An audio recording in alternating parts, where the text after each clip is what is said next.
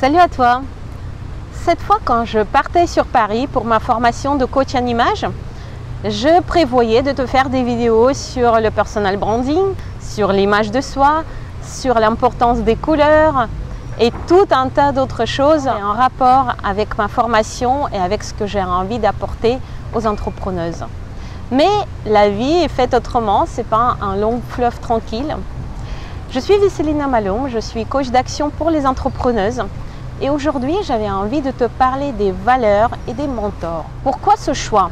Parce que je me trouve sur Paris pendant le défilé du 14 juillet qui n'a plus de sens parce que la liberté, l'égalité, la fraternité, ça reste des mots. J'ai envie de parler des valeurs. Pour moi, les valeurs, c'est une boussole.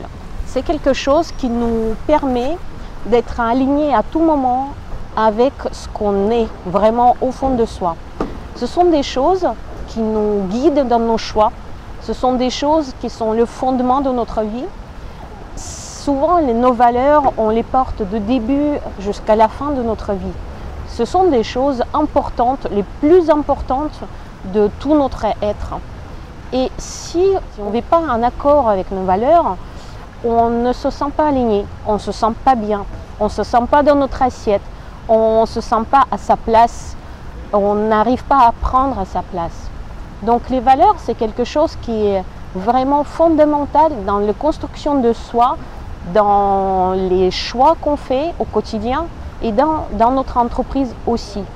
Si tu ne nourris pas tes valeurs au quotidien, si tu ne poses pas tous les jours des actions en accord avec tes valeurs, il se peut que dans quelques temps, tu te retrouveras dans une vie de quelqu'un d'autre. Tu ne te reconnaîtras plus, tu ne comprendras plus comment tu es arrivé là.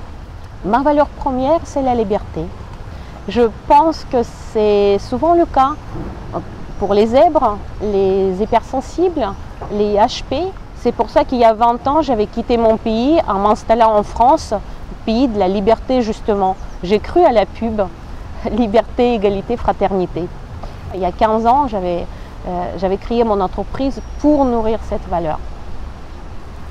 Dans la période qu'on vit aujourd'hui, qui n'est pas facile, où beaucoup de choses se mélangent, où on n'a pas forcément l'information très claire de ce qui se passe, de ce qui va se passer, de ce qui est bien, de ce qui est mal, la pression monte. Je pourrais comparer cette situation à la situation de l'ex-URSS où j'ai vécu longtemps. Quelles sont les ressources personnelles qu'on peut activer pour être en accord avec nos valeurs? Et là, j'ai envie de parler des mentors. Ce sujet m'est venu ce matin parce que j'ai pensé très fortement à mon mentor numéro 1. Tu vas être surprise, c'est Angélique Marquise des Anges. C'est un personnage qui est rentré dans ma vie quand j'étais encore adolescente, puisque c'est un roman qui est très connu en Russie. J'ai lu les 13 livres. J'avais fait à l'époque un site sur les bases historiques de romans d'Angélique. Aujourd'hui, ce n'est pas de ça que j'ai envie de te parler. C'est que c'est un personnage pour moi qui incarne la liberté, l'amour, la générosité, la créativité, la résilience aussi. À tout moment, elle fait le choix de se relever, de résister aux choses et aux personnes qui ne sont pas en accord avec ses valeurs. Quand elle se refuse au roi de France, Louis XIV, c'est aussi un acte de résistance, évidemment. Quand elle aide les protestants de La Rochelle à partir en Amérique, c'est un acte de liberté de choix en toute situation. Parce qu'on a toujours le choix.